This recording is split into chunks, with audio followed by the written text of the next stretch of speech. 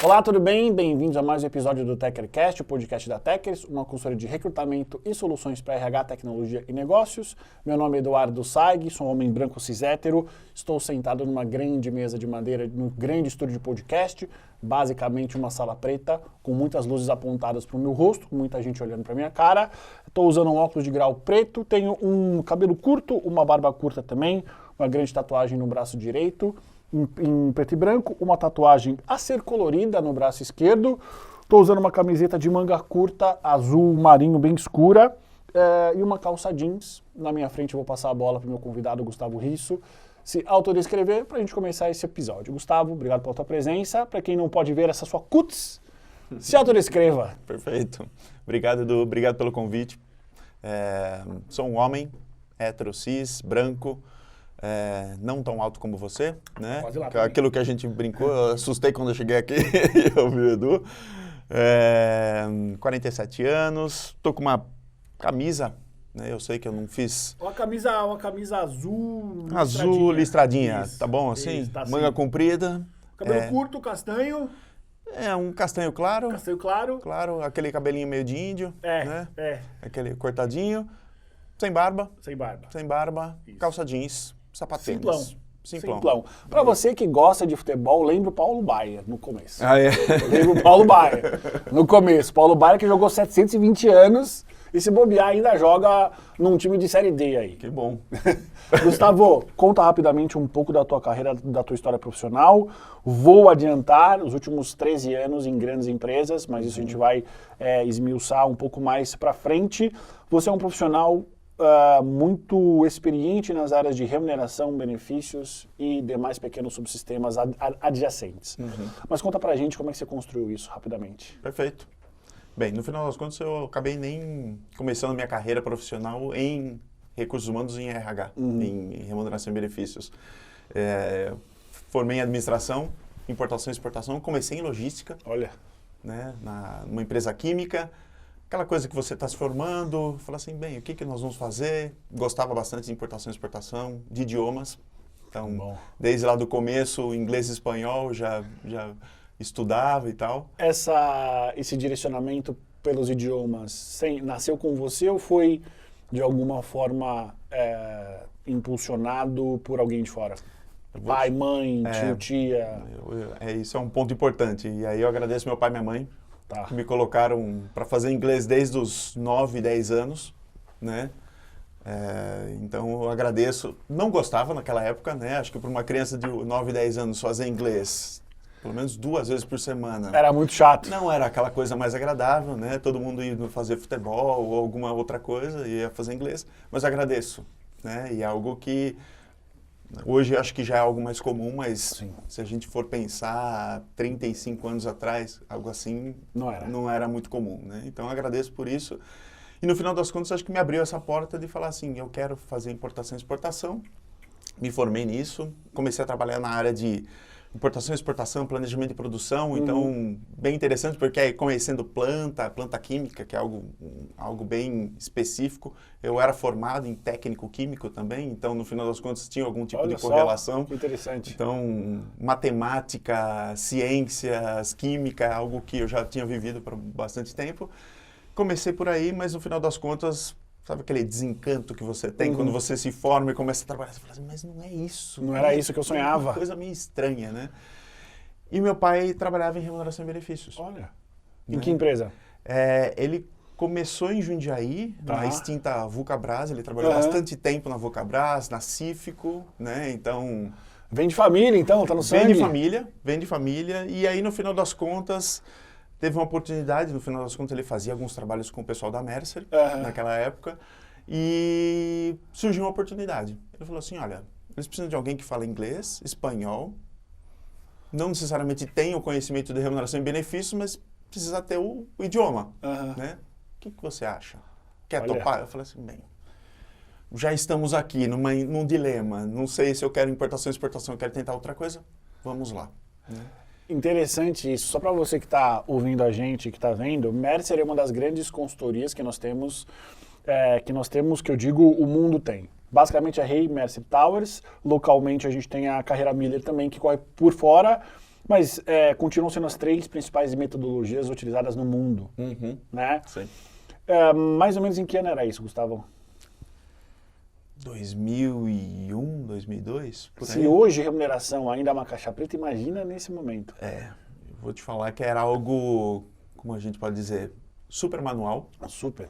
Manual, né? Meu pai brincava mesmo, que fazia todos os cálculos, as coisas tudo na mão, né?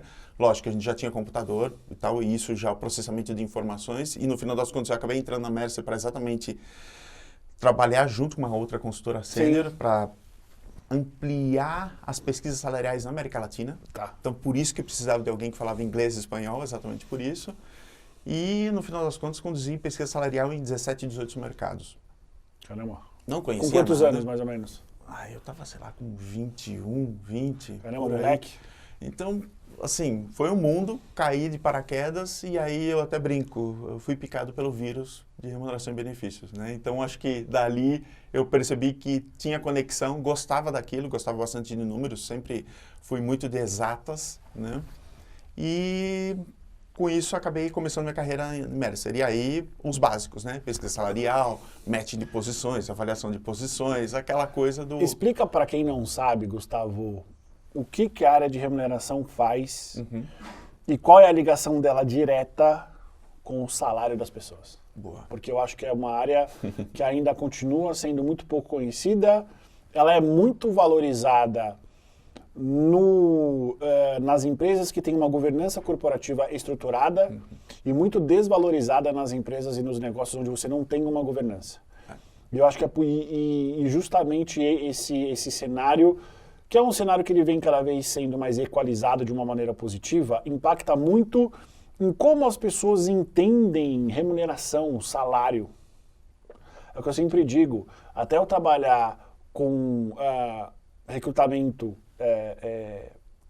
especializado, eu não sabia por que eu ganhava aquilo que eu ganhava, né? Qual é o custo do teu salário? Então explica pra gente. Tentar ser sucinto, Seja. o máximo possível. E da maneira talvez mais simples que você puder. Não, perfeito, perfeito. No final das contas, remuneração, e aí eu vou falar mais de remuneração, benefício, acho que é um capítulo um pouco separado, vamos focar bastante em remuneração, mas eu falo que é a análise da oferta e da demanda, né, de mercado. Né? Então, algumas posições, e aí por isso que eu falava de avaliação de cargos, metodologia, como você falou, né, de Mercer, Towers, ou Willis Towers Watson e Korn Ferry, que tem metodologias de avaliação, no final das contas a gente acaba pesando, né, o tamanho dessas posições e acaba comparando isso com o mercado para falar assim, existe uma demanda maior ou uma menor para a gente realmente remunerar e pagar para aquele profissional, né? Tem um impacto direto e a gente sabe que uma folha de pagamento é um custo absurdo para a empresa, senão o maior custo que às vezes a operação acaba tendo, dependendo, lógico, do tipo de indústria ou de ramo que as empresas têm. Então, no final das contas, oferta e demanda é um balizador importantíssimo, por isso que existem pesquisas salariais, referências de mercado para balizar tudo isso. Mas a segunda é a questão de custo, né, que é um driver muito importante, que normalmente remuneração e benefícios acaba tendo essa responsabilidade também de trabalhar muito próximo com a área financeira para ver custos de pessoal, estruturas e todo esse tipo de coisa, né, Edu? Entendi. O que mudou na área de remuneração desde quando você entrou para hoje? Eu sempre faço essas perguntas para os profissionais que têm um histórico parecido com o seu. Existem profissionais que são categóricos, que quase nada mudou, o que mudou foram as ferramentas. E existem pessoas que dizem, cara, mudou bastante coisa. Qual é a tua visão? Minha visão é interessante, né? Porque no final das contas eu comecei consultoria, trabalhei na Mercer, depois eu fui para hoje que é a WTW, né? Aí passei pela Bayer e a PepsiCo, né? Então eu acabei vindo de consultoria e depois migrei para o mundo mais corporativo, né? Então acabei tendo esses dois olhares, né? Lógico, de dentro e de fora, para entender. E o que eu vi é que tem coisas que não mudaram. O que não mudou, por exemplo? A questão de comparação de cargos não mudou. Então, assim, a metodologia de como você avaliar uma posição, né? Então, se a gente for pegar a metodologia da REI, né? Que grandes organizações acabaram usando, começou lá na década de 60, 50, e até hoje está aí. Hoje. Né? E tem grandes organizações que usam e não tiram isso da sua estrutura. Então, isso não mudou. A metodologia em si não mudou. O que mudou e o que eu vejo é a interação e análise dos dados. A quantidade de informações que a gente tem hoje é absurda, né? Antes é aquilo que eu brinquei, né? Meu pai analisava informações ligando para alguém que ele conhecia de uma outra empresa e falava assim, e aí? Como é que tá o salário, né, das coisas, né? Hoje a gente tem LGPD, compliance, várias informações que no final das contas a gente trabalha muito mais com estatísticas, informação e uma massa de informação absurda, né? Então a quantidade de informações que a gente tem hoje é inegável que isso mudou, né, na área de recursos humanos, principalmente de remuneração, né? Interessante você falar sobre a metodologia. Na tua visão, existe possibilidades práticas de novas metodologias ou aquilo que a Rei fez lá em 1940, alguma coisa que a gente perdura até hoje, ainda é a melhor solução? Dentro do que você conhece, né? Sim. Porque eu fiz recentemente o curso de remuneração. Cara, ele é antigo, mas ele tem uma lógica, que é uma lógica prática. Sim. Eu não estou longe de ser um especialista na área, mas eu tenho o mínimo de senso crítico para dizer, cara, ainda funciona e funciona bem. Talvez não é algo que tem que se mexer. Concordo com você. Eu acho que tem uma questão de uma base teórica que, no final das contas, quando você vai para a prática, ela tem uma conexão. Total. Né? Não é uma desconexão, né? Quando a gente fala de conhecimento, habilidades técnicas, né? Então, esse tipo de coisa ainda é muito válido, principalmente, acho que numa era industrial que a gente está, né? Lógico, eu acho que tem formas de remunerar que estão mudando, né? Para uma evolução, e aí pode ser que você pesar mais cargos capaz que não seja o futuro, né? Em algum momento, né? E seja mais o indivíduo e não a posição muito se fala sobre isso. Eu acho que, eu não sei qual é a sua opinião, quero até ouvir, eu acho que quando esse tipo de assunto ele surge, é sempre muito nichado. Então, provavelmente vai funcionar muito bem nas empresas onde você tem um nível de tecnologia de gestão muito alto. Mas quando você vai para os outros negócios, é impossível. O que eu vejo é aquilo que eu estava comentando, né? Funciona, eu acho que tem uma lógica. É interessante porque eu uso sempre a premissa e acho que grande parte de remuneração acaba usando essa premissa, o que a gente não consegue medir ou mensurar, eu não consigo de alguma forma pagar isso. Né? Então tem que ter uma mensuração, né? Então tem que ter algo, por mais que às vezes seja um pouco subjetivo em alguns momentos, algumas coisas, né? Mas a metodologia traz essa questão lógica de você falar, bem, se me deu tantos pontos, eu sei que isso tem um peso, né? Agora, tem uma transformação que vem se fazendo exatamente, acho que no sentido de não só usar critérios técnicos e lógicos, né, para a gente começar a pagar, né? E aí eu acho que vem a questão do what and o how, né? Tem a questão do por que eu estou pagando e o que eu estou pagando, né? E eu acho que nessa era que a gente está de transformação muito digital, né, com dados e esse tipo de coisa, pode ser que a gente tenha que pagar um pouco mais do how do que só o what. Não só dinheiro, você está dizendo? Eu acho que não é só a questão financeira. Mensurável, né? Falando assim, as questões técnicas, né? Porque a gente usa muito, ou escuta muito do pay for skills, né? Acho que isso é um buzzword que já não é recente, né? Acho que começou com a questão de competências, né? E agora a gente está falando de skills. Mas mesmo se a gente vai para skills, poucas empresas adotam isso, né? E aí não dá para mensurar, né? E é muito nichado. O que acontece? Eu consigo mensurar pay for skills para cargos técnicos ou tecnológicos. Né? Se você tem Python, eu te pago por isso. Agora, que outro tipo de mensuração eu consigo para fazer pay for skills? Né? É interessante, porque o mercado, por exemplo, ele tem falado cada vez mais nas soft skills, que justamente você não tem nenhum tipo de comprovação, como, por exemplo, um certificado em, sei lá, em Python, em blá, blá, blá. Exatamente, é isso. E aí, qual é o ponto, né, Gustavo?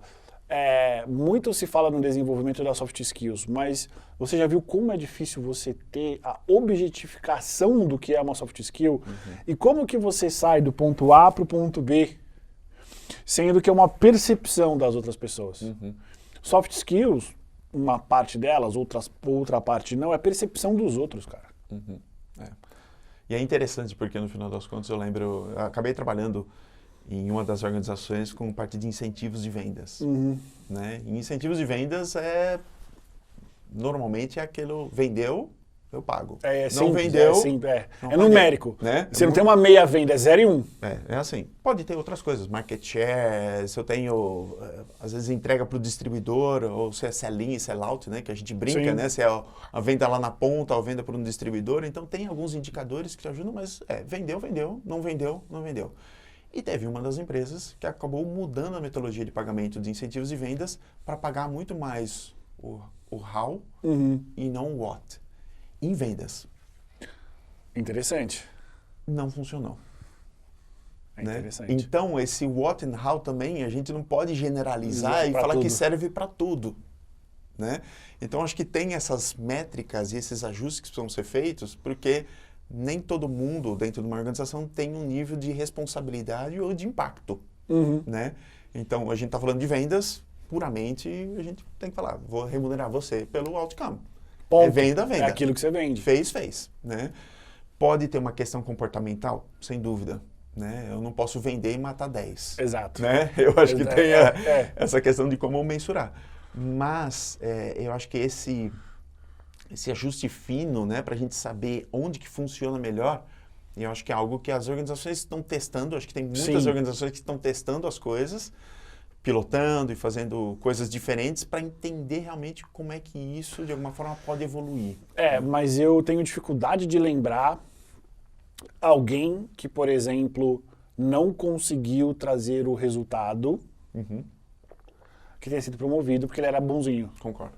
Geralmente, o problema está na pessoa que traz determinado resultado e tem um comportamento ou tem algum tipo de característica que muitas vezes a empresa entende que precisa ser melhorada. Sem dúvida. Então, o primeiro sempre qual é o resultado que essa pessoa traz. Não, e isso acho que é aquilo que você falou, né? Tem coisas que se conectam, né? E a gente trabalha, pelo menos em remuneração, muito próximo com talent management, né? A gestão de talentos. Sim. Né?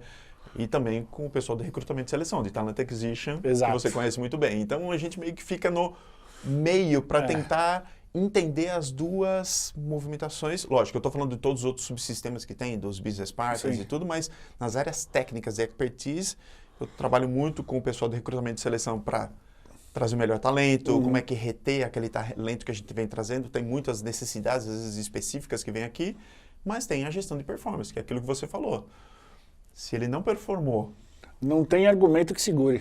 Eu não tenho como, né, defender. Exato. Agora, eu vi claramente que, às vezes, em discussões de conselho, né, falando assim, olha, vamos discutir o Edu. Nossa, o Edu, para mim, é realmente a melhor performance que a gente teve, mas trouxe em discussões questões de comportamento. E o rating, a performance dele foi baixada exatamente por essa questão. Então, acho que tem um componente que não é um decisor, mas pode, de alguma forma, balizar o how. Entendeu? E aí, muitas vezes, é esse ajuste fino que impede com que uma pessoa seja promovida para um determinado cargo. Claramente. Falando, você performa, mas entenda que esses fatores, para a gente, como cultura de empresa, impedem que você avance. Você trouxe um ponto interessante, Gustavo, que é a sinergia entre recrutamento e seleção / talent acquisition e remuneração. Qual a visão que eu tenho? É uma visão generalista. Né? Remuneração precisa ali ser um guia daquilo que até onde pode se remunerar. E o talent acquisition muitas vezes ele vai contra esses números porque ele está acompanhando o mercado. Então é muito comum, por exemplo, ter uma determinada faixa salarial em uma empresa com remuneração direta e indireta, em que o mercado começa a provar que é necessária essa revisão. Né? Qual é o nível de flexibilidade que geralmente uma área de... Perdão. O que uma área de remuneração, quais são os dados que ela precisa ter, que o recrutamento precisa levar para que a área de remuneração entenda, putz, a gente precisa mexer na nossa estrutura porque o mercado já mudou. É interessante, né? Porque, no final das contas, acho que a gente vive isso constantemente. Constantemente. Né? Essa conversa, né? De eu tenho que pagar um pouco mais, eu tenho que pagar um pouco menos. E aquilo que eu comentei, para mim é a questão da discussão exatamente de oferta e demanda. Né? Então, o pessoal de Talent Acquisition, e eu acabei trabalhando com muitas pessoas dessa área, acabam, no final das contas, me ajudando com esse pulse check. Né? Realmente, às vezes, é aquela coisa do sapo que a gente coloca para esquentar na água, vai esquentando. Chega uma hora que ele morreu lá dentro. Exato. Né? Então, para mim, essa área de Talent Acquisition e o pessoal de recrutamento me vai ajudando a dar esse pulse check para falar, olha, tem skills que realmente estão sendo valorizados no mercado, ou chegou um player muito forte no mercado e agora eles exatamente estão começando a buscar novos talentos, e isso vai nos ajudando exatamente a modelar informações que eu tenho de mercado com o que ele está trazendo e realmente falar assim, será que eu tenho que de alguma forma fazer ajustes na minha estrutura?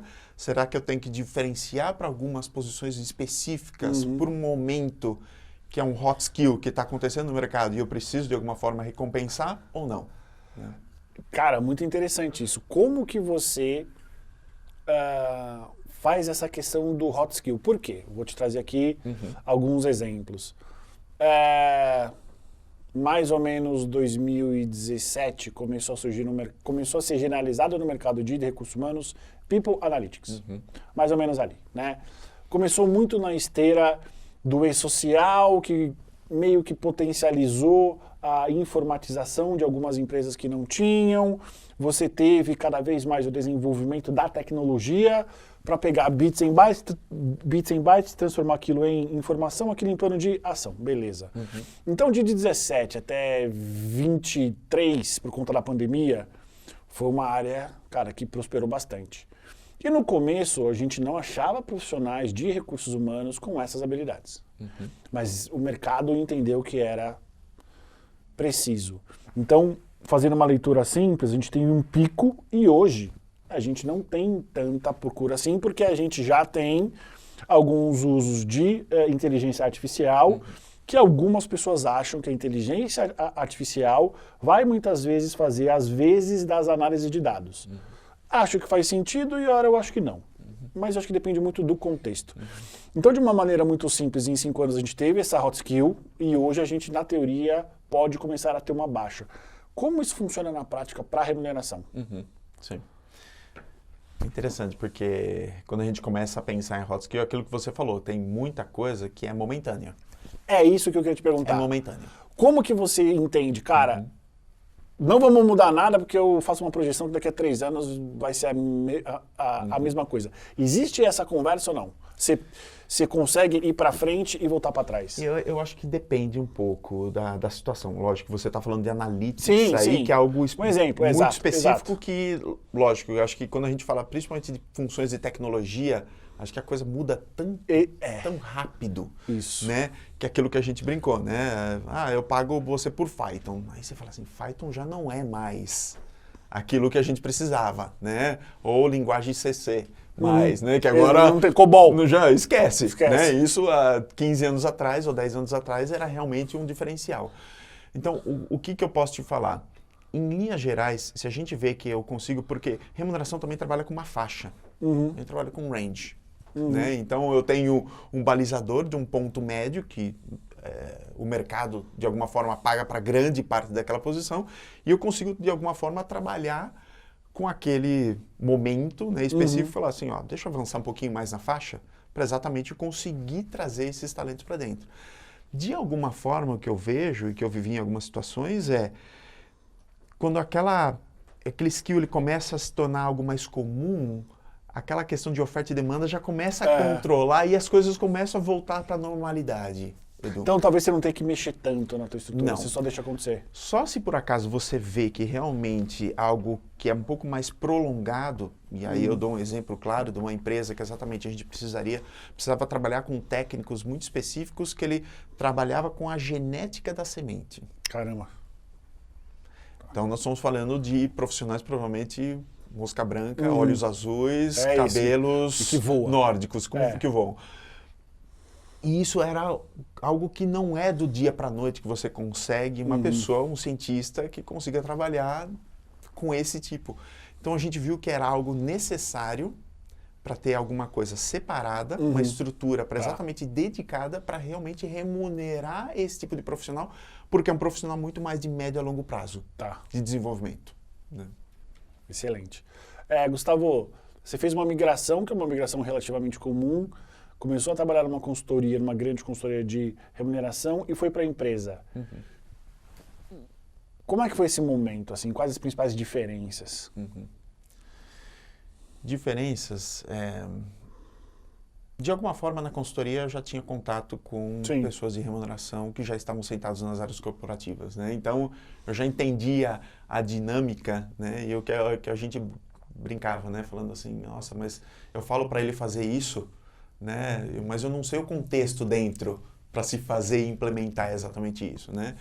Que às vezes um pouco da consultoria, que às vezes eu questiono um pouco, é essa questão da aplicabilidade exata do conceito no momento daquela empresa ou da situação, que às vezes não é aquele one size fits all, né? Com certeza. Eu pego, copio um processo, faço a mesma análise, apresento para ele e falo assim, agora é só você implementar. Aliás, a probabilidade de uma coisa servir para tudo é cada vez menor. E vou te falar que eu acho que daqui para frente... Cada vez menor. É, cada vez menor. Lógico, a gente tem processos que a gente sabe que são mais padronizados e tem uma questão de volume que precisa... E aí a gente pode conversar um pouquinho mais sobre isso, da questão de volume, centro de serviços e esse tipo de coisa. Mas o que eu vejo claramente é que quando a gente começa nesse processo de... será que funciona ou não funciona? E quando eu entrei nas empresas, exatamente acho que esse é o grande clique que deu. Né? Eu tenho informações, trabalhava com consultorias e tudo, mas quando eu começava a questionar meus amigos de consultoria, eu falava assim, mas isso não funciona. Né? Como é que você consegue trazer alguns exemplos desses momentos em que na consultoria fazia sentido? Quando você coloca no contexto empresarial, o cara não vai funcionar? Um projeto que eu acabei trabalhando e aí a gente teve várias idas e vindas e no final das contas eu entendo que existe hoje, mas não sei quanto que funcional isso, é o que a gente chama de um Global Job Catalog, né?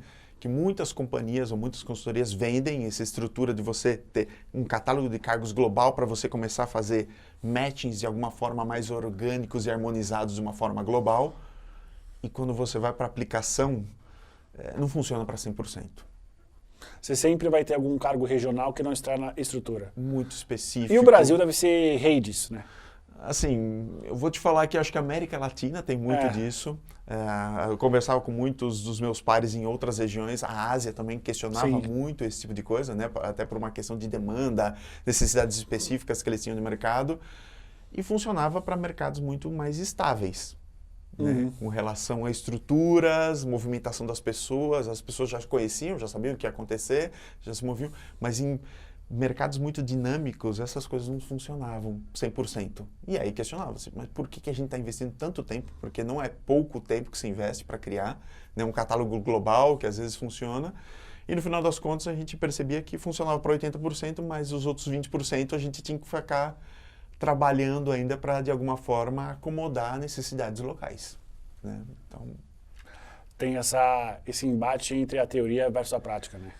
Eu brinco que, e aí eu acabo escutando muitos teóricos de remuneração, né, que acabam falando que às vezes não necessariamente a teoria se aplica à prática 100%. Né? Com certeza. E quando a gente vai no campo e aí a gente começa a ver o resultado que aquilo dá, acho que a gente começa a se questionar um pouco, falando assim, será que eu fiz aquilo por um preciosismo ou se realmente vai dar um resultado, né, para o negócio? Né? Então, acho que a gente, e não estou falando só em remuneração e benefícios, acho que a gente como RH como um todo, às vezes precisa se questionar muito, eu estou fazendo isso por um preciosismo, porque eu vou falar que eu implementei aquilo por implementar porque era uma modinha no mercado, ou se realmente vai trazer... Teve impacto no negócio. Exato.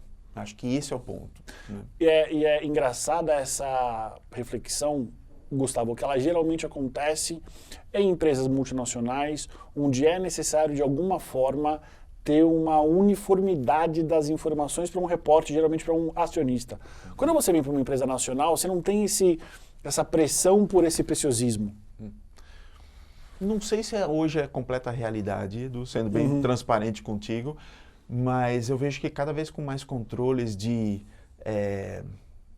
informações, dados e esse tipo de coisa, acho que o nível de reporte, mesmo de empresas nacionais, que acho que estão cada vez mais tentando se globalizar também, né? E aí quando você vai para o mercado e, por exemplo, abre o seu capital, a coisa muda. Né? Enquanto é uma empresa familiar, que os donos estão ali sentados, eu falo, Edu, eu quero fazer isso, eu quero fazer aquilo, é uma coisa. O famoso bônus discricionário, né? Eu gosto do Edu, vamos pagar fazer 10 isso. salários para ele porque ele é legal. Ok, e faz parte, né, desse tipo de indústria, e acho que tem muitas indústrias que são bem sucedidas nesse tipo, né?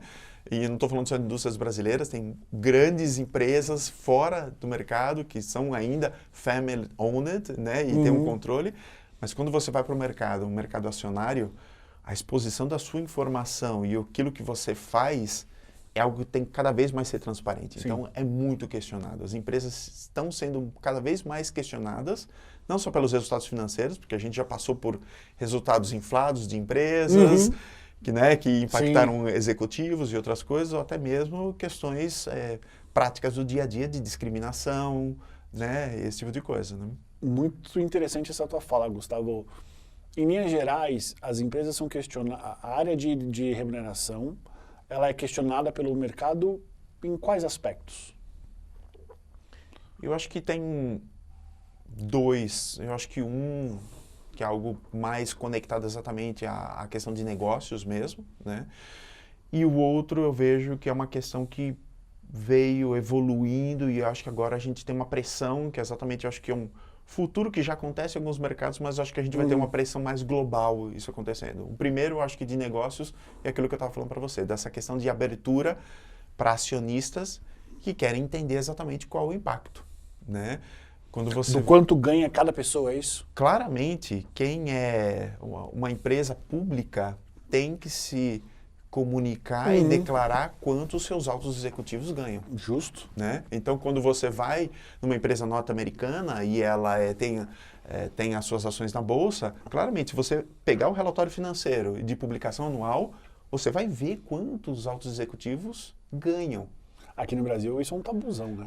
É um tabu, eu acho que tem uma evolução cada vez maior para exatamente abrir essas informações, né, e ser público isso. Eu acho que a gente está num momento exatamente, eu acho que de amadurecimento disso no mercado, né? É curioso você trazer esse exemplo, Gustavo. Acho que na nossa newsletter de umas 3 semanas atrás saiu uma pesquisa que diz o seguinte: qual era a crença de que as empresas tinham sobre as pessoas saberem o salário uma das outras? Desmotivação. Aí saiu uma pesquisa, acho que nos Estados Unidos, enfim, dizia que é justamente o contrário. A partir do momento que você sabe quanto cada pessoa ganha, você entende que você está dentro de um contexto transparente e que, secundariamente, você entende qual é o valor daquela pessoa na organização. E acho que é aí que se conecta exatamente com o segundo ponto que eu ia comentar com você, dessa transformação que a gente vê em relação a Pay Equity, Pay Transparency. Exato. Né? Então, quando a gente vai para mercados como o mercado americano, que, lógico, não tem uma legislação que acaba impactando o país como um todo, né? Eles têm leis que funcionam para o Estado, né? Mas grande parte dos estados estão se movendo para uma questão de pay transparency, né? Então, quando você publica mesmo uma vaga, né? Você tem que colocar o range lá que aquele candidato pode estar dentro daquele range. Então, tem uma transparência. E equidade, eu acho que também veio evoluindo. Tem muitos países que também já têm leis próprias para Pay Equity, né? Acho que o Brasil começou aí no ano passado, uma questão de publicações e tal. Se você me perguntar, eu acho que não foi a melhor forma. Por quê? Que foi feito. Eu acho que, primeiro, eles usaram dados de 2 anos passados para se fazer uma análise e publicar agora. De 2 anos para cá, muita coisa pode ter acontecido, né? A análise foi feita por CNPJ. Aí quando a gente começa a falar, fala assim, mas eu não trabalho por CNPJ, né? Eu trabalho por uma estrutura inteira. Exato. Né? Então, às vezes, em CNPJ saiu que as mulheres ganhavam mais do que os homens em outros CNPJ. Então, assim, Edu, não foi feito da forma correta. Né? Não foi feito para funcionar. Não foi feito para funcionar. Foi, no final das contas, para criar mais um processo, para o RH ter que trabalhar, para reportar essas informações, que no final das contas já tem muitas informações conectadas, mas no final das contas, na prática, o que isso impactou os colaboradores, eu não vejo na prática. Agora, quando eu vejo mercados, né, e eu trabalhei em empresas aí europeias também, que existem leis em relação a pay equity e você precisa declarar isso de uma forma pública, claramente você vê uma evolução e uma preocupação do board, dos executivos em relação a isso. Lógico, muito focado em gênero, né? Mas eu acho que tem uma evolução possivelmente de amadurecer, até porque eu acho que a gente focou muito em inclusão e diversidade em gênero, né?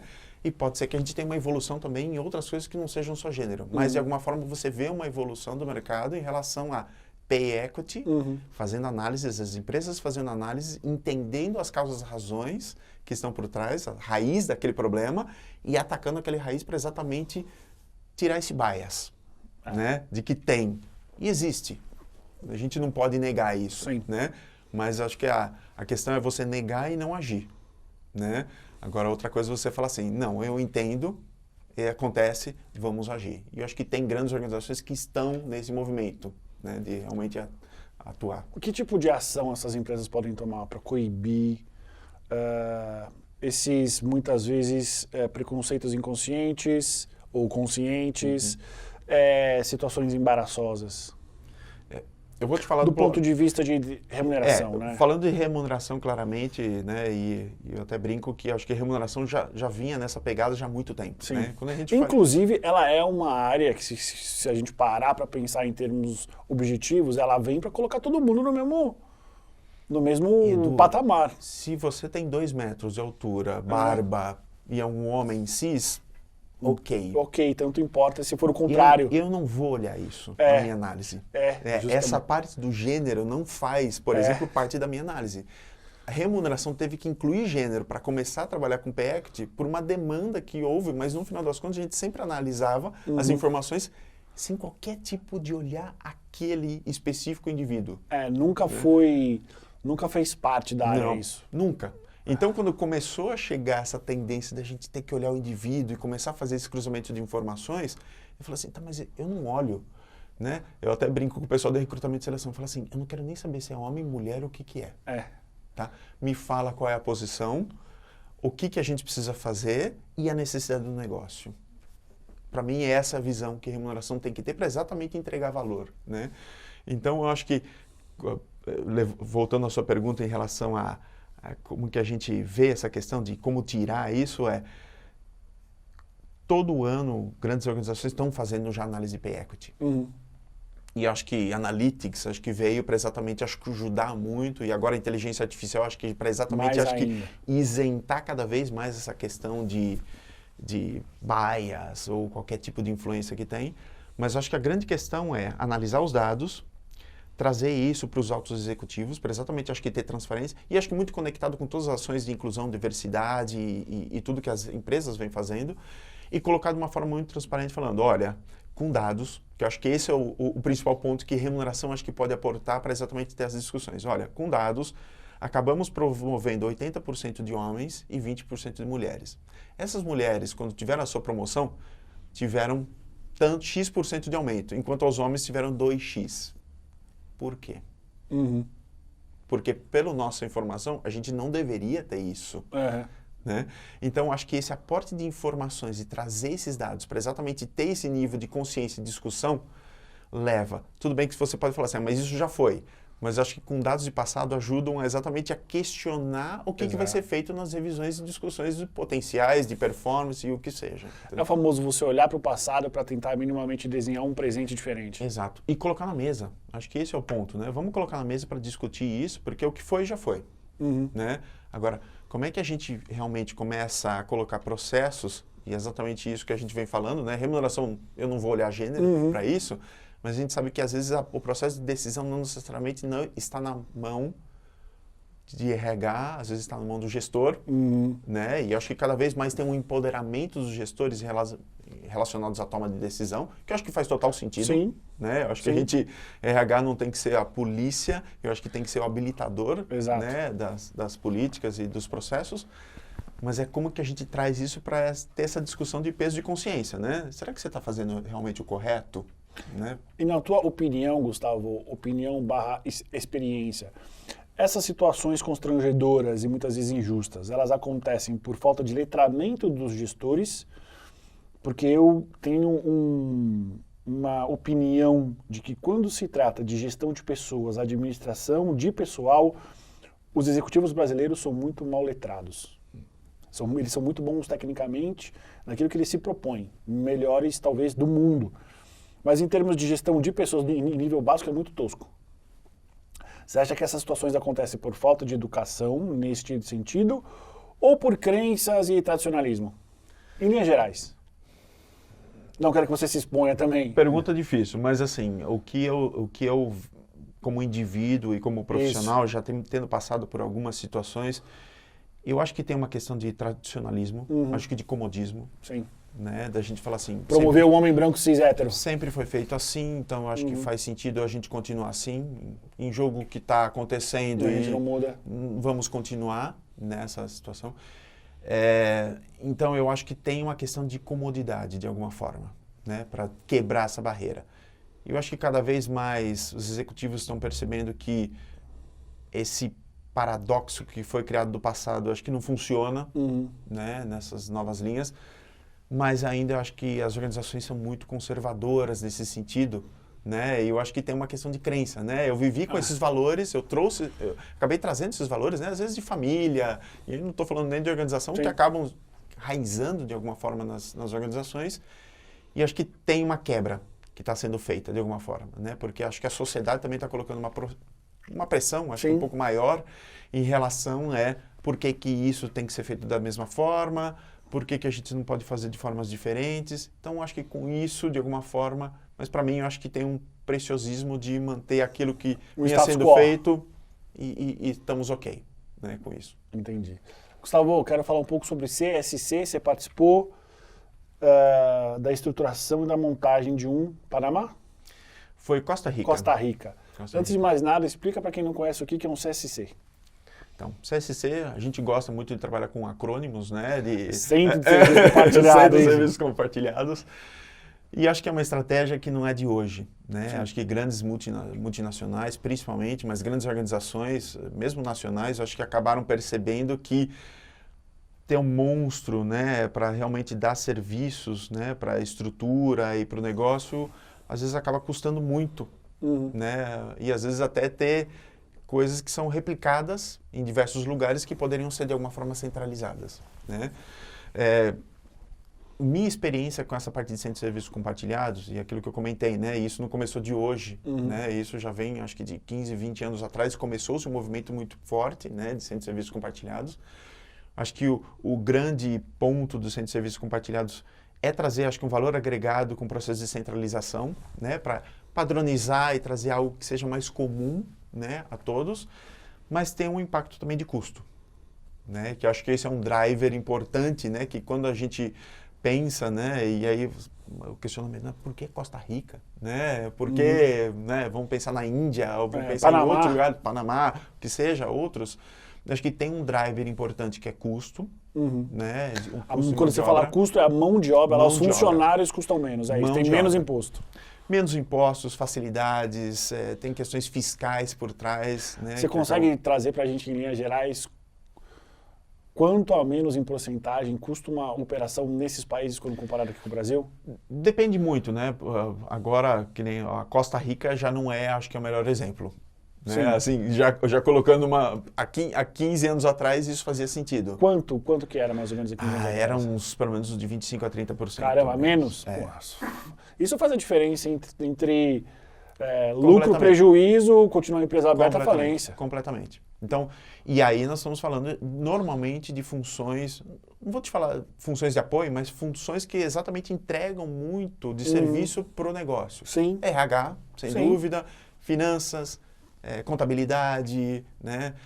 Parte de logística, às vezes, pode estar dentro de um centro de serviço. Processos transacionais. Muita parte que é transação, exatamente, é algo que pode centralizar e foi um pouco do conceito utilizado para esses centros de serviços compartilhados. E outro, que eu acho que é um ponto importante, que quando a gente começou também, acho que muitas empresas acabam fazendo análise também, não é essa questão de drive de custo, mas também de disponibilidade de talentos no mercado. Tá? E aí acho que vem algumas coisas que deram certo e outras coisas que não deram tão certo assim também, né? Porque se você começa, às vezes, a colocar pessoas num centro de serviço compartilhado na Costa Rica que precisam falar com um brasileiro em português, Sim. é complicado. É complicado. Porque você precisa ter alguém na Costa Rica que saiba falar português, né? E a gente acha que a América Latina inteira fala português. Na verdade, o único país que fala é o Brasil. E a gente acha que... E esse foi um dos aprendizados. A gente precisa entender que, se não me falha a memória, só 9 países no mundo falam português. Isso. E que tem um desenvolvimento considerável é Brasil, Portugal e Angola, que eu me lembre. Isso. Então, esse é o tipo de coisa que, no final das contas, foi feita a análise, bem, cobria-se 80%, 90%, mas ficou sobrando aqueles 10%, 20%, né? Que no final das contas, mas e o idioma? Né? Será que a gente vai conseguir realmente recrutar pessoas que falam português na Costa Rica, né? Ou em qualquer outro lugar, né? A gente até brinca, né? Falando, quantas vezes você não chamou o cartão de crédito e algum atendente na Índia conversou com você aquele português malemar, que você falou assim, nossa, mas será que é um brasileiro que está falando isso ou não? Não. Provavelmente é um indiano, que aprendeu português e está falando com você num hotline aí no cartão de crédito. É isso, né?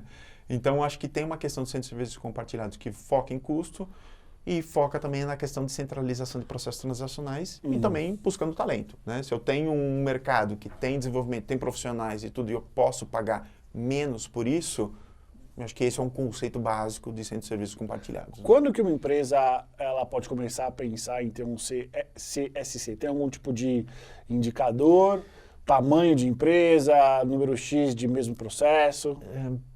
Não vou te dizer, acho que números, né, claros, Sim. mas assim, pela minha experiência, o que a gente percebe é, quando você tem grandes organizações, né, e aí eu estou falando mais de 15, 20 mil funcionários, Sim, às já vezes, não é para qualquer um. É bastante, é um Bastante volume muito coisa. grande, porque aí tem um volume de transações muito grande, né? Você tem que fazer 20 mil pagamentos de salário para essas pessoas. Eu tenho que fazer transações contábeis de, né, provavelmente um grande número de fornecedores, pagamentos, recebíveis e tudo. Então, quando a gente começa a ver muitos volumes, né, você começa a analisar e falar assim, começa a fazer sentido. Eu acho que um outro ponto também é organizações que acabam tendo diversas unidades de negócio que às vezes são descentralizadas e está passando por um momento de transformação falando assim, bem, nós queremos ter uma estrutura corporativa que dá serviço para essas unidades de negócio. Esse é um outro momento também que pode ser colocado e falando assim, bem, porque eu preciso ter 3 ou 4 áreas financeiras se eu posso ter uma centralizada que me ajude, até porque grande parte dessas organizações às vezes também tem que ter um número consolidado para se reportar fora, né? Então, acho que se olhar por critério de volume, né, e aí funcionários, o número de transações, e ver essa questão de maturidade, que está nessa questão de descentralizar ou centralizar, pode ser algo tomado em conta para falar assim, faz sentido a gente começar a centralizar num centro de serviços, por exemplo. Entendi. Resumidamente, precisa ter gente pra caramba, precisa ter uma saúde empresarial, porque eu imagino que você não faz um CSC por um ano. Sei lá, pelo menos 3 a 5. Longo prazo. Longo prazo. Eu acho que pensamento de um SC, eu acho que tem que ser de 5 a 10 anos, pelo menos, né? É aquilo que eu falei para você, eu acho que tem uma questão de maturidade de mercado, eu acho que quem ganha normalmente nas empresas que movimentam primeiro nos mercados é as que ganham. Sim. Né? Lógico, tem um movimento maior, às vezes, de construção, de busca de talentos e tal, para você conseguir formar o centro de serviço, porque às vezes é um mercado que não tem, né? E a gente viu muitos acontecendo, mesmo no leste europeu, na Ásia com isso, né? Em alguns países da América Latina acontecendo dessa forma. Mas o que eu brinco é, hoje a Costa Rica, amanhã pode ser o Panamá, daqui a pouco pode ser o Paraguai, pode ser a Bolívia, ou pode ser a Índia, ou pode ser o Paquistão, entendeu? Então, depende muito dessa dinâmica da força de trabalho, que aí, no final das contas, tem que ser essa visão mais de longo prazo. Falando assim, seremos os primeiros a chegar nesse mercado, pelo menos tem que ser um resultado que nos dê de 10 a 15 anos, porque senão não faz sentido a gente fazer todo esse movimento. E aí é interessante esse teu posicionamento, Gustavo, porque no mundo que nós temos hoje, eu duvido algum negócio que consiga fazer uma previsão com 50% de chance de dar certo para os próximos 10 anos. Duvido. Não tem. É difícil e por isso que eu acho que cada vez mais essas decisões de estratégia, de de alguma forma, mover grandes estruturas, acho que cada vez mais precisa ser pensada, né? Eu acho que tem outros conceitos de centralização de serviços que às vezes pode ser não só baseadas em localidade. Sim. Né? Eu acho que já tem organizações começando a fazer isso, falando assim, rapaz, que não faça sentido eu pegar e mandar um monte de brasileiro, sei lá, para o México, né? Porque no México eu preciso ter meu centro de serviços compartilhados, exemplo, né? E começar a descentralizar isso de alguma forma que começa a fazer mais sentido pelo expertise. Sim. Né? E não necessariamente um driver muito forte de custo. Custo é importante. Eu acho que sempre todas as organizações sabem que estão passando por reestruturas, achatamentos, mudanças, né? Linha de reporte e tudo isso, mas pode ser que uma questão de expertise e uma conexão maior para entregar mais valor seja maior do que somente um driver de custo. Talvez a tecnologia ela entre justamente aí, né? Trazer uma agilidade, uma acuracidade nas informações e nos dados para gerar mais valor. Né? Eu acho que aí depois entra em chatbots e outras coisas que... Chatbot, automação, IA, e aí vai. Exatamente. Muito bom. Gustavo, pergunta que não quer calar. Como que é o dia a dia de um diretor de remuneração América Latina numa multinacional? Boa pergunta, Edu. Primeiro... Começa às 9 horas como todo mundo e termina às 16, ou ele vai começar às 6 horas quando um país X que ele atende começa a trabalhar e vai terminar à meia-noite quando o outro país X... Como é que é? Em linhas gerais, você já respondeu uma parte. Sem horário. Horário é algo que tem que ter uma flexibilidade, acho que muito maior, né? Até porque acho que tem duas visões, né? Uma visão do cliente, né, para quem você está entregando serviço ou tendo muita conexão, que normalmente são business partners, o próprio negócio, né, com conversas e esse tipo de coisa, e o outro eu tenho um gestor, né, eu tenho a minha equipe, né, e aí pode estar em qualquer outro lugar do mundo, né. Então eu brinco, em uma das multinacionais, eu já tinha reunião 5h30, 6 horas da manhã, porque o meu gestor já estava quase almoçando, né, então... A minha reunião com ele começava no dia assim, né? Já logo na segunda-feira para a gente entender o que tinha, né? E às vezes precisava conversar com alguém no México que estava 3, 4 horas na frente. Então, às vezes eu tinha reuniões com pessoas da minha equipe que eram 7 horas da noite, né? Caramba. Então, essa flexibilidade de horário, eu acho que é comum. E eu acho que cada vez mais, eu acho que não só em remuneração, eu acho que quem tem de alguma forma, acho que atuações que acaba trabalhando com linhas de reporte mais matriciais fora, né, às vezes da linha de tempo que você está, né, e outra, você tem gestão de pessoas que não estão sentadas do seu lado, tem que ter essa necessidade de flexibilidade de horário. Eu acho que esse é um ponto que não tem como, né? E que muitas vezes no longo prazo começa a cansar, né? Porque você acaba não tendo vida, né? Segunda a sexta você acaba não tendo vida. Cansa. Acho que esse é algo que, infelizmente, não dá pra gente trazer todo mundo no mesmo fuso horário, então isso vai continuar. Sim. Não tem como, né? A gente fala assim, vamos trazer todo mundo pro mesmo time zone. Não tem como. Não tem como. É uma questão geográfica que aí não tem como a gente fazer. E eu acho que cada vez mais essa descentralização de equipes está acontecendo e acaba trazendo uma pressão maior. E aí eu não estou falando nem eu como sou gestor, né? Eu via mesmo pessoas da minha equipe, né? Às vezes... quando eu mandava um invite, eu falava assim, nossa, mas é 6 horas da manhã. Não vou fazer isso com essa pessoa. Não podemos fazer isso, né?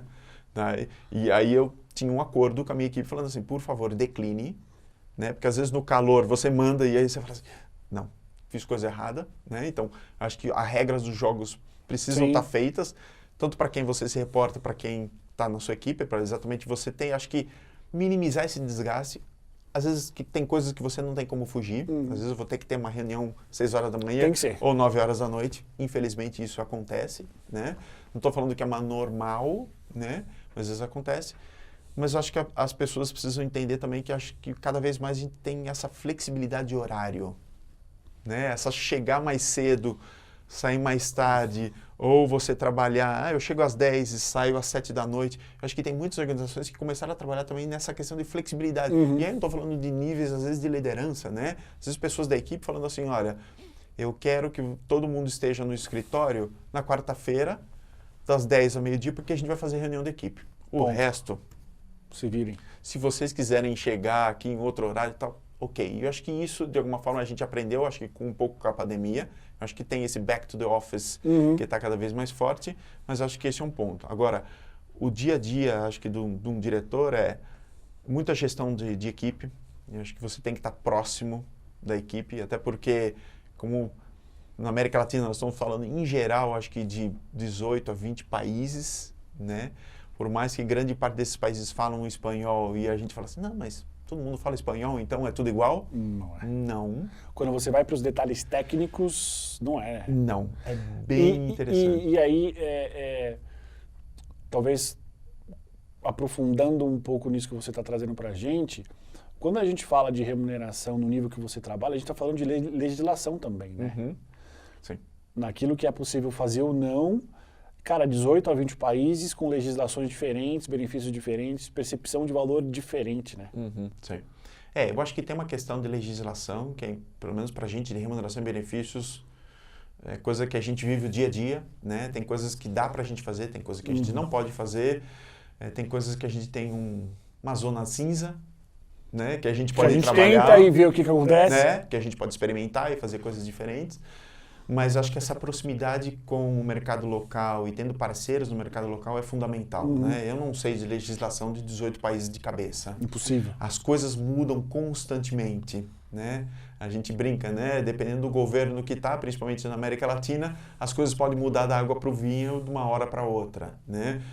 Questões inflacionárias, né? A gente vive mercados, e eu vivi muitos anos, mercados inflacionários como o da Argentina, Venezuela, né? Que eu até brincava, às vezes eu dedicava 80% do meu tempo para discutir Argentina e Venezuela e os outros 20% para o restante dos outros países, porque era uma necessidade, né? O negócio estava tendo um impacto para isso, estava perdendo talento, a gente não conseguia reter gente, então tem essa questão de onde você priorizar também é importante. Então essa proximidade com e entender a demanda do negócio, para exatamente você falar assim, aqui está rodando, ok, aqui tem uma necessidade, preciso me dedicar, aí sim acho que é algo que tem que ter essa sensibilidade. Né? Você trouxe 2 exemplos de 2 países que eu tenho muita curiosidade de saber. Como é que funciona a pagadoria para venezuelanos e para argentinos? Você paga em uma mala de pesos ou 5 notas de dólar?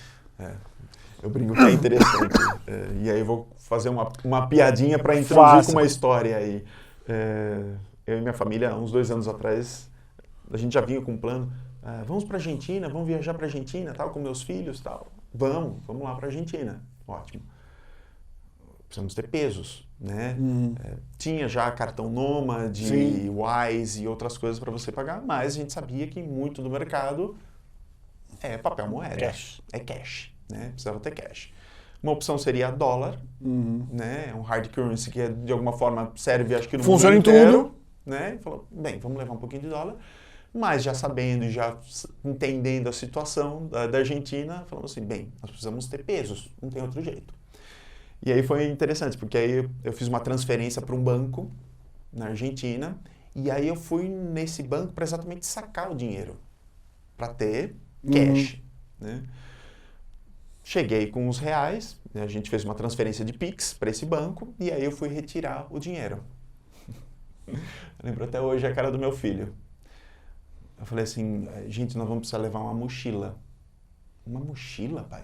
Vamos levar uma mochila. Vamos levar uma mochila. Vamos levar uma mochila. Eles não estavam entendendo nada. Quando eu fui converter os 200, 300 reais que eu tinha feito o Pix para depois fazer o saque em pesos, Edu, a pessoa não parava de passar nota. Caramba. Bolo de dinheiro. E bolo de dinheiro. Quando eu coloquei isso na bolsa, eu mostrei pro meu filho e falei assim, pai, nós estamos ricos. Nós estamos ricos, pai. Pelo contrário, filho, você está pobre. Exatamente. Você não entendeu? E aí, nós fomos num lugar para comer. Pagou em... Aí, quando eu tirei aquele bolo de dinheiro, eu coloquei, ele falou assim, pai, mas por que você precisa colocar tanta nota assim? Então, em linhas gerais, usando esse exemplo, Edu, é uma loucura. Caramba. É uma loucura. Né? E aí, vocês fazem o controle em dólar, e aí a cada mês vocês convertem? Então, interessante, porque no final das contas, acho que depende muito do mercado. Né?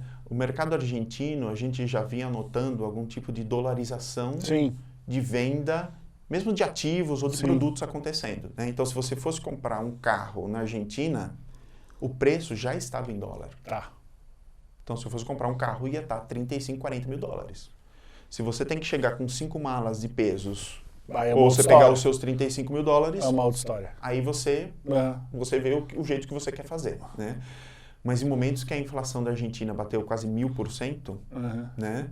Acho que tinha coisas que dava para a gente fazer. E aí foi um pouco da dinâmica que nós tivemos que tentar trazer junto com... Que acho que esses são dois desafios, né? Quando a gente tem uma dinâmica muito desconhecida, às vezes por corporações, né? Uma coisa é você falar para um americano ou para um europeu, falando que a gente vai ter que pagar em dólares num país onde a moeda não é o dólar, né? Ou que a gente vai ter que ajustar os salários mensalmente, né? Para corrigir a inflação, eles não Para corrigir entendem a isso. inflação. Ele Eles falava não assim, entendem. mas por que mensalmente? Não, você não está entendendo. Se a gente não corrigir isso, às vezes até de 15 em 15 dias, a pessoa não tem como receber o salário Isso. e comer. É. Né?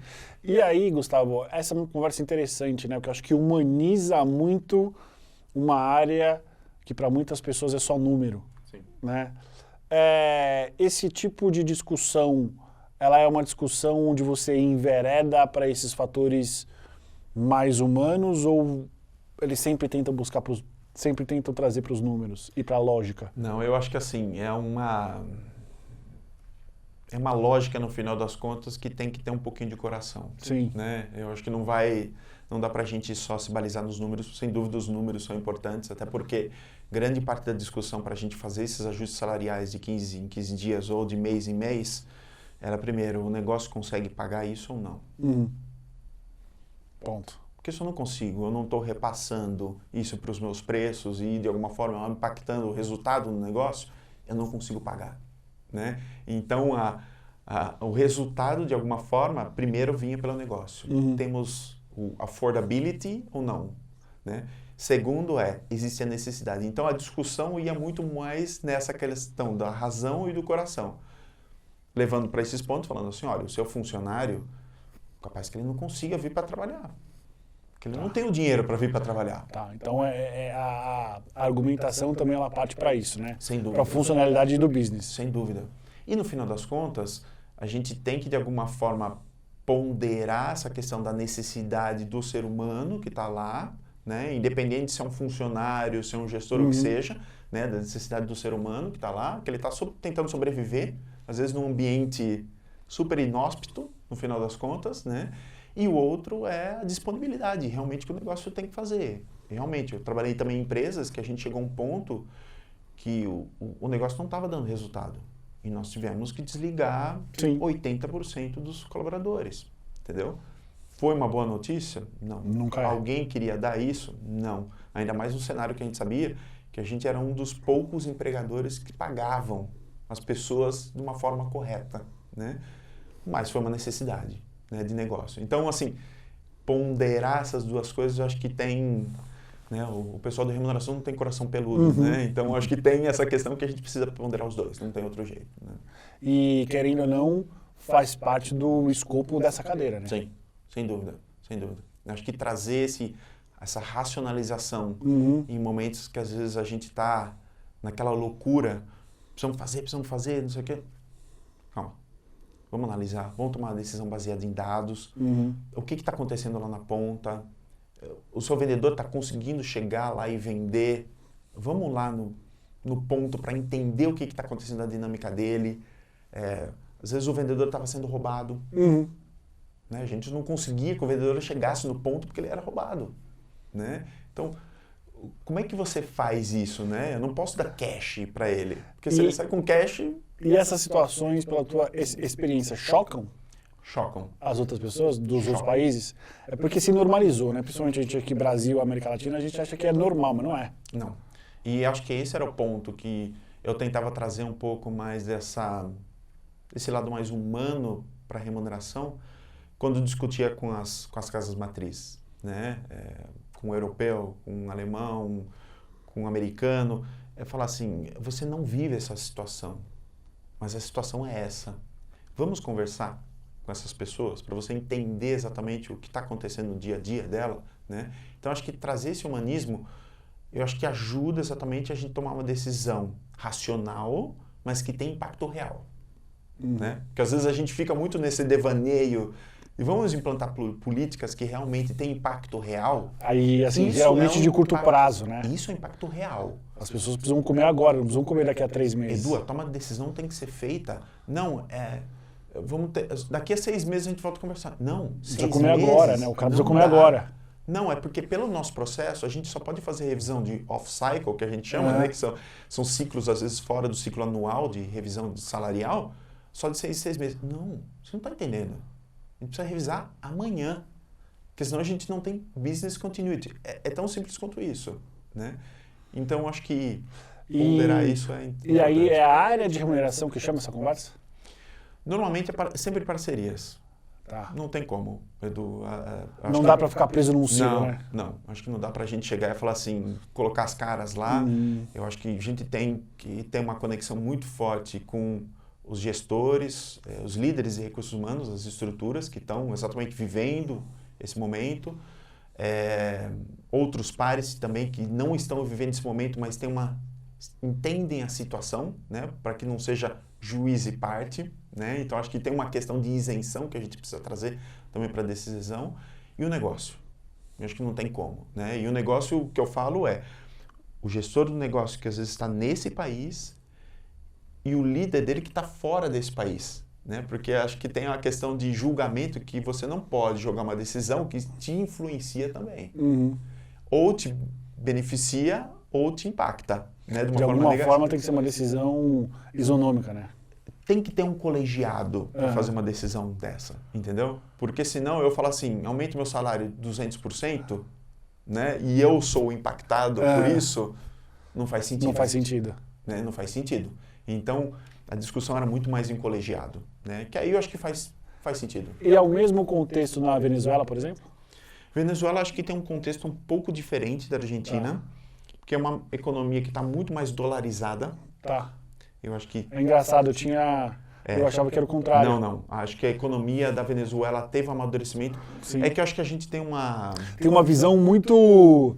Eu não sei se a gente tem a visão do argentino guardando dólares no colchão, que eles sempre tiveram isso de guardar dólares, né? E eu tenho colegas argentinos que ele fala assim, eu tenho aqueles dólares guardadinhos debaixo do colchão, né? Porque já aconteceu tanta coisa nesse país. Eu tenho uma visão que a Venezuela, justamente por ela ter um sistema de governança que não é capitalista e vira e mexe, vive tendo arranca-rabo com os Estados Unidos, que eles eram menos dolarizados. Eles não reconhecem isso, né? Mas cá entre nós, conversando com os venezuelanos e entendendo o que acontece, realmente a circulação de dólares e de moeda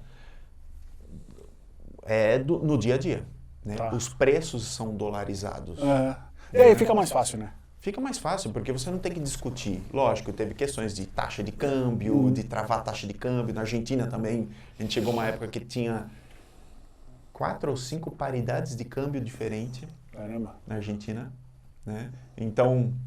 Dólar paralelo, turismo, ouro, blue. Não, teve até uma questão, exatamente, tinha o blue, que era o mais conhecido, que era o paralelo lá, mas tinha o dólar específico para o agro. Então, quando você exportava, era aquele dólar.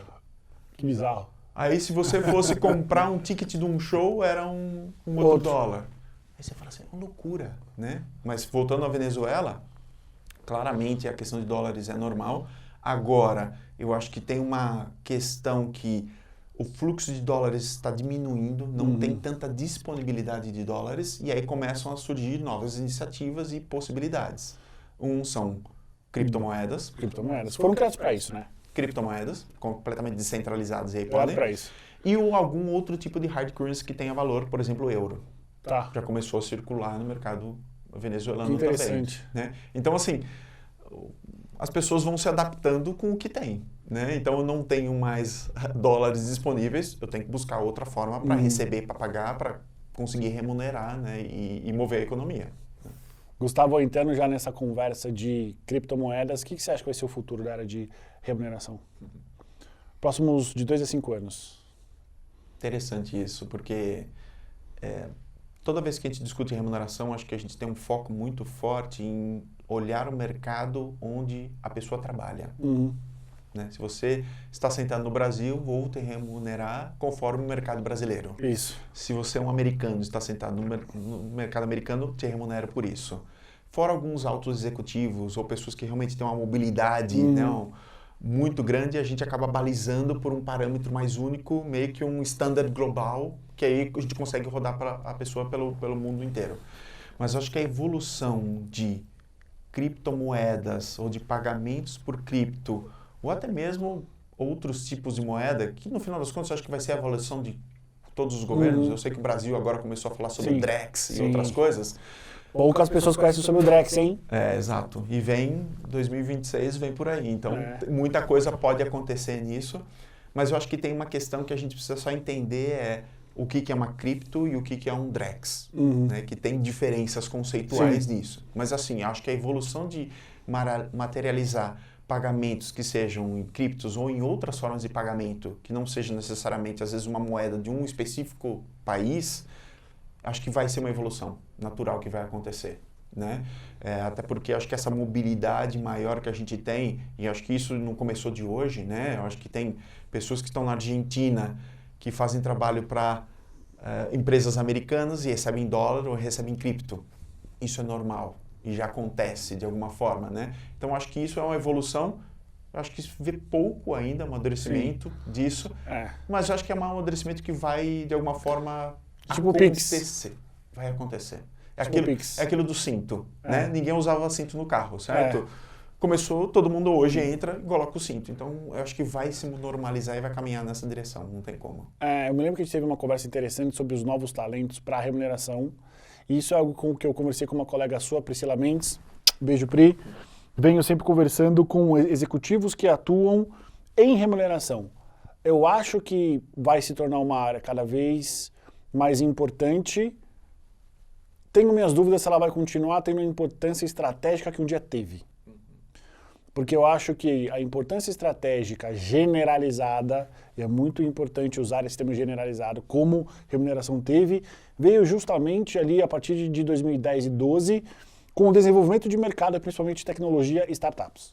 Tá? Então a minha argumentação ela é com base em não temos um novo cenário, contexto que vai exigir tanto da área a não ser criptomoedas. Ponto. Ok. Tá? Em compensação, ela vai ser uma área cada vez mais forte, generalizada nas empresas. Vai precisar ter. Né?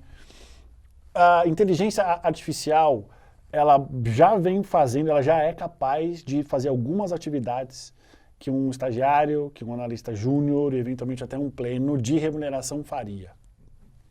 Isso já está claro. Como é que você vê a entrada de novos talentos? Porque a partir do momento que essa minha visão se concretizar, guarde aí, os profissionais que já sabem vão ser cada vez mais valorizados, o que a gente não vê hoje, oferta e demanda, mas a gente não vai ter tanta entrada, porque a pessoa ela precisa ter o contexto para desenvolver repertório. Sim. Eu acho que é um desafio, Edu.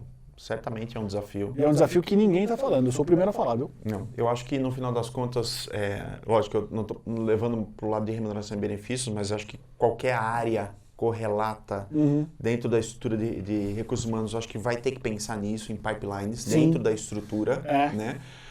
Porque é o que a gente brincava quando a gente conversou, né? Falando assim, fazer pergunta todo mundo sabe. Agora a pergunta certa... Exato. É exatamente aí que acho que é o pulo do gato, que exatamente, eu acho que tem que ter repertório, e aí eu não estou falando de tempo. Não. Né? Não é experiência de tempo, né? Falar assim, nossa, mas eu tenho 20 anos e por isso eu tenho esse repertório. Não. É porque eu vivei situações que me desafiaram a ter que pensar de uma forma diferente, ou ter que fazer coisa que às vezes não tinha computador, eu tive que fazer isso na mão. Exato. Né? E eu tive que conversar com pessoas. Então, esse tipo de repertório, eu acho que no final das contas a gente vai ter que tentar entender realmente como trazer uma aceleração de alguma forma para que esses novos, vamos dizer assim, candidatos a essa estrutura realmente entendam que é necessário passar por uma maturidade, entender isso, para exatamente ter um pulo e realmente conseguir fazer a pergunta certa. Né? Não adianta fazer a pergunta burra para o ChatGPT. Vai te dar uma resposta que você nem vai saber avaliar se está certo ou errado. E aí você copia e cola aquilo e tá tudo bem. Não. Acho que esse é o ponto, né? Que acho que a gente conversou um pouco disso, essa experiência de alguma forma. E aí eu acho que tem questões de upskilling que a gente precisa fazer, trazer. Eu trabalhei nos meus últimos anos exatamente para tentar trazer, acho que consolidar informações técnicas com novas metodologias. E aí metodologia não estou falando só de inteligência artificial, né? Coisas que acho que são básicas. Storytelling. Sim. Né? Storytelling. Não estou falando de inteligência artificial. Estou falando precisa saber contar uma história. Como é que você conta uma história, né? Então, pessoas que às vezes não têm, às vezes são analfabetos funcionais, né? Que às vezes a gente não consegue, né? Pelo nível de educação que a gente está vendo, que é um desafio para as empresas, né? A pessoa não consegue interpretar aquilo que ela está lendo, né?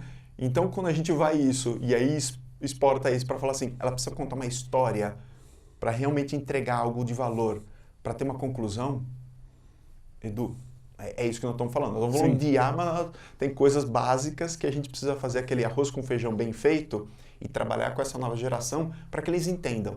E aí eu não estou falando de 20 anos. A gente vai ter que ter uma coisa muito acelerada para trazer isso à tona e fazer com que eles realmente se formem. Eu confesso que hoje, eu acho que não é um problema urgente, mas acho que é um problema que hoje, ele está um estágio antes de ser urgente. Está no estágio antes de ser importante. Daqui a 2, 3 anos, a gente pode ter essa conversa, vai ser importante. Daqui a 6 vai ser urgente, porque eu acho que não vai ter. Eu acho que... E é uma das áreas que eu acho que tem uma ligação e tem uma importância vital para as empresas.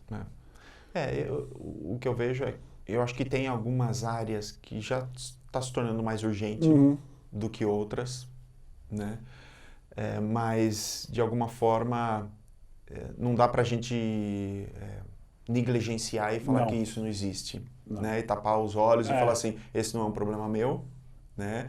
Ainda mais a gente que acho que tem uma experiência dentro da área de recursos humanos, vê talentos. Eu já trabalhei com muitas pessoas que hoje são diretores de outras organizações, né? E estão aí trabalhando, que faz sentido. A gente precisa investir um tempo, né, nisso, né? E acho que ninguém está falando, acho que a gente está preocupado a inteligência artificial como ferramenta de uso, que vai melhorar, né?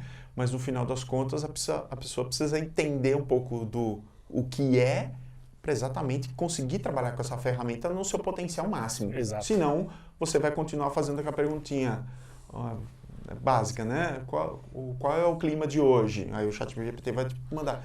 Não é esse tipo de coisa que a gente precisa perguntar para ele. Né? E eu acho que quando a gente fala especificamente de remuneração, o ChatGPT vai conseguir ajudar muito pouco.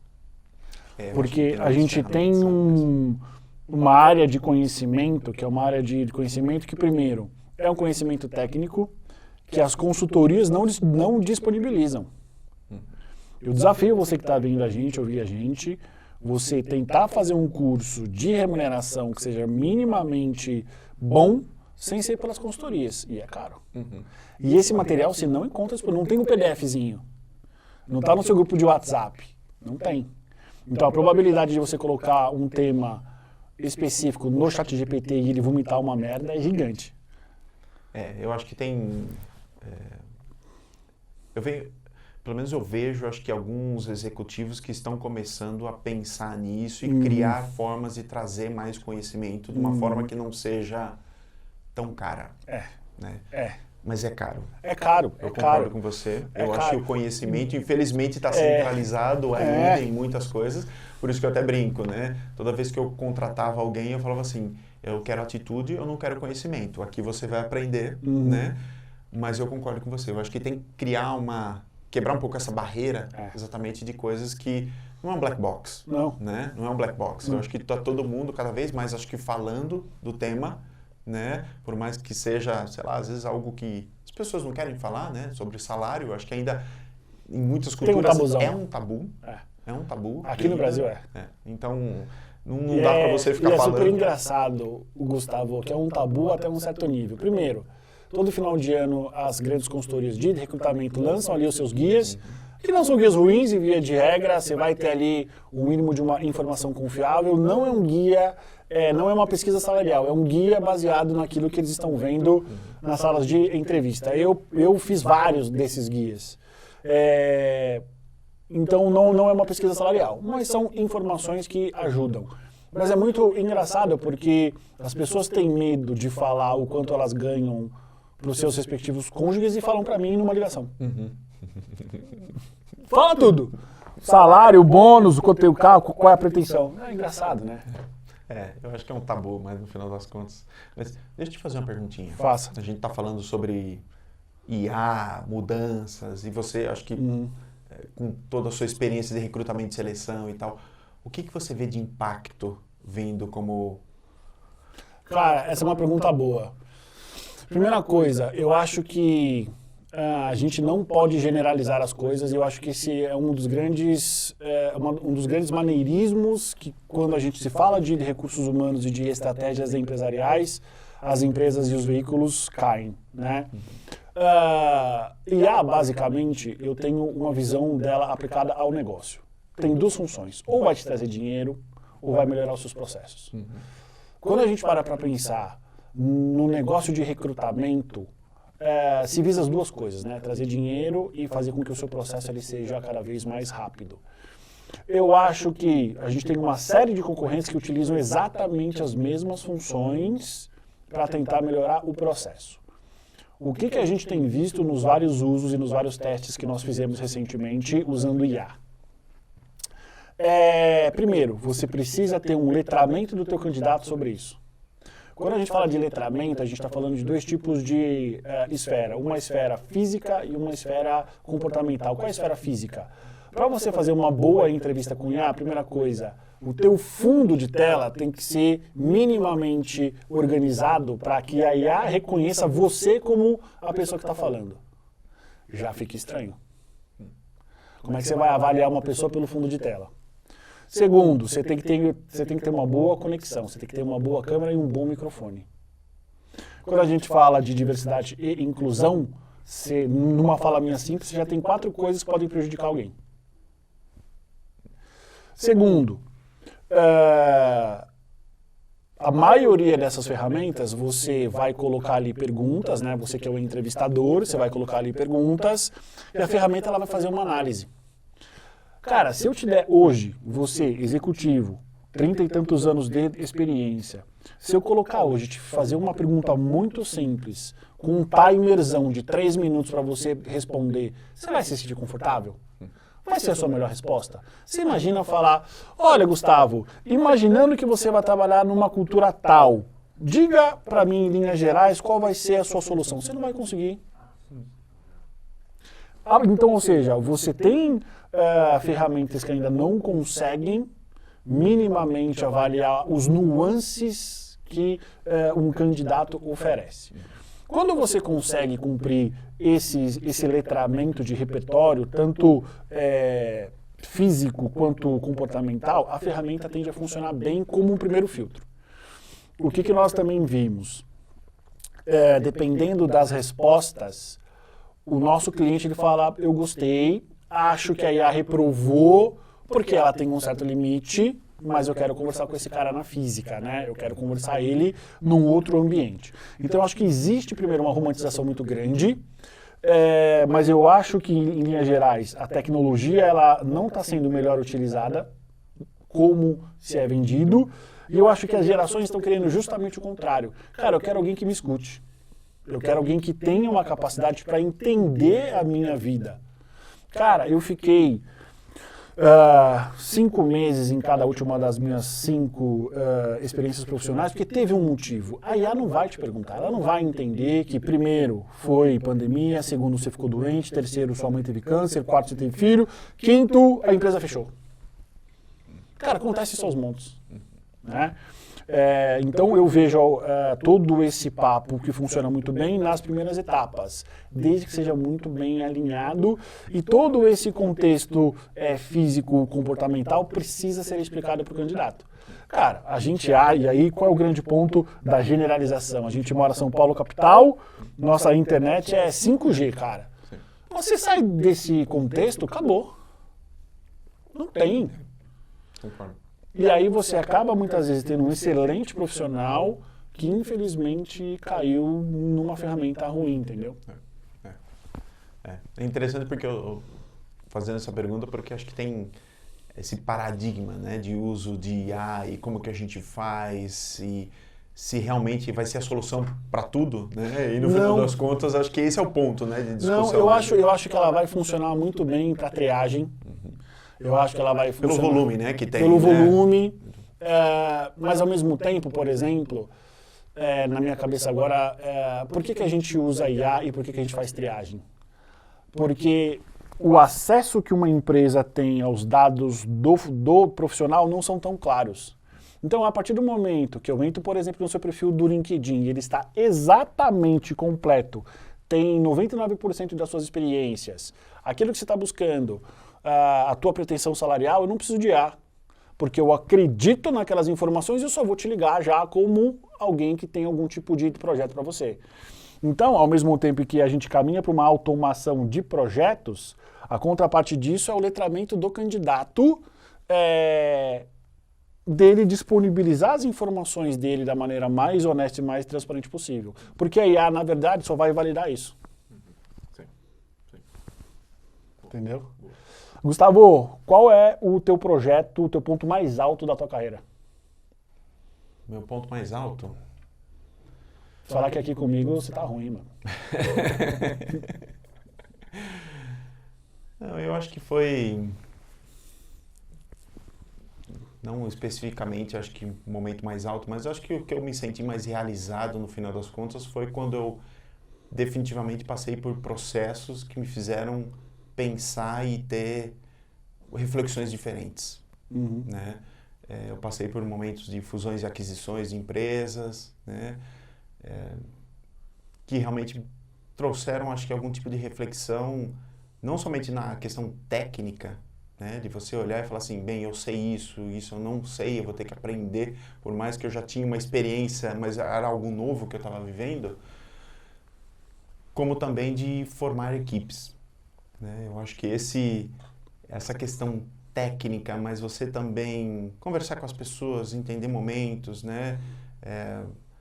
Eu sou muito transparente, eu gosto de conversar com as pessoas, não sou aquela pessoa que vai conversar todos os dias com você, mas quando a gente conversar, vai ser de coração completamente aberto, né? Pra gente entender a situação exatamente do que está acontecendo e como que eu posso te ajudar de alguma forma. A minha pergunta sempre era, como que eu posso te ajudar?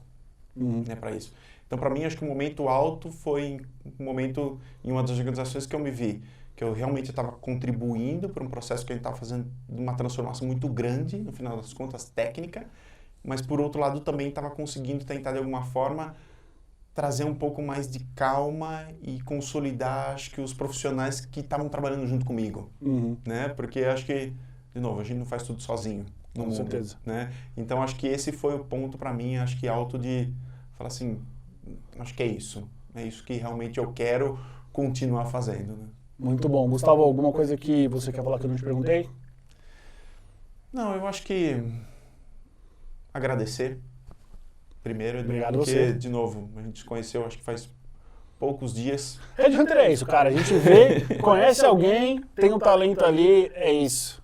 E, é assim que funciona. De novo, dá a possibilidade de a gente conversar, bater um papo, que no final das contas acho que foi exatamente isso que você falou. Gustavo, vamos bater um papo? É isso. Como a gente já tinha conversado, então, de novo, agradeço demais. Né? Obrigado você, Gustavo. Fico à disposição também. A quem quiser te achar, te acha onde? LinkedIn. Gustavo Riso. Gustavo Ferrari Risso. Risso com 2 S, tá? Isso, com 2 S, duplamente italiano. Ferrari Risso, não tem como negar que vem de italianos. Chama eu por lá, a gente bate um papo. Vai ter meus contatos ali e a gente conversa um pouco mais. Excelente, Gustavo. Obrigado pelo seu tempo. Obrigado por você ter compartilhado tanta coisa em tão pouco tempo. E a casa vai estar sempre aberta para você. Show. Para você que está vendo a gente, muito obrigado. Até o próximo episódio.